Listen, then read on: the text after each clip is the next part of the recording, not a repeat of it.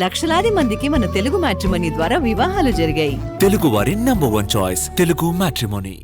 Gulzar house అగ్ని ప్రమాద ఘటనలో ఆశ్చర్యపోయే నిజాలు బయటకొస్తున్నాయి. రంగంలోకి దిగిన క్లూస్ టీం ఇప్పటికే కీలక ఆధారాలను సేకరించింది. ఇవాళ ప్రభుత్వానికి నివేదిక అందించనుంది. హైదరాబాద్లోని గుల్జార్ హౌస్ అగ్ని ప్రమాదం 17 మందిని బలి తీసుకుంది.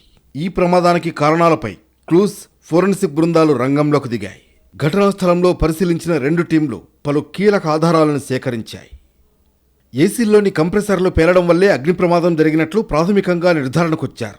ఇంట్లో మొత్తం 14 ఏసీలు ఉన్నట్లు క్లూస్ టీం గుర్తించింది. ఈ పేలుడు ధాటికి 2 అంతస్తుల భవనం పూర్తిగా తునాతునకలైందని చెబుతున్నారు.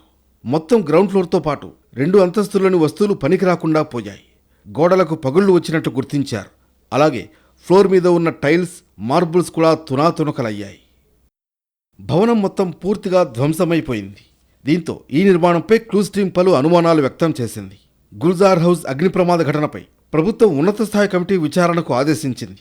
అసలు ప్రమాదానికి కారణం ఏంటి? నిరంతరాయంగా ఏసీల వినియోగంతో కంప్రెషర్లు పేలిపోయాయా అని కమిటీ సభ్యులు పరిశీలించారు. మంటలు పక్కనే ఉన్న విద్యుత్ మీటర్లకు పాకడంతో వేగంగా వ్యాపించాయని తేల్చారు. ఒకే చోట 14 ఏసీలు ఉండడంతో ప్రమాద తీవ్రత ఎక్కువగా ఉన్నట్లు గుర్తించారు. మరోవైపు అక్రమ విద్యుత్ కనెక్షన్ కోణంలోనూ అధికారులు విచారణ జరిపారు. ఇటీవల గుల్జార్ హౌస్లో జరిగిన ప్రమాదంలో 17 మంది ప్రాణాలు కోల్పోయారు. మంటలు రేగడంతో టెర్రస్ పైకి వెళ్లలేక, కిందకు రాలేక భవనంలో చిక్కుకుపోయారు. దట్టమైన పొగ కారణంగా ఊపిరాడక అంతమంది చనిపోయినట్లు తేలింది. ఈ ఘటనకు సంబంధించి కమిటీ పూర్తి వివరాలతో ఇవాళ ప్రభుత్వానికి నివేదిక ఇవ్వనుంది.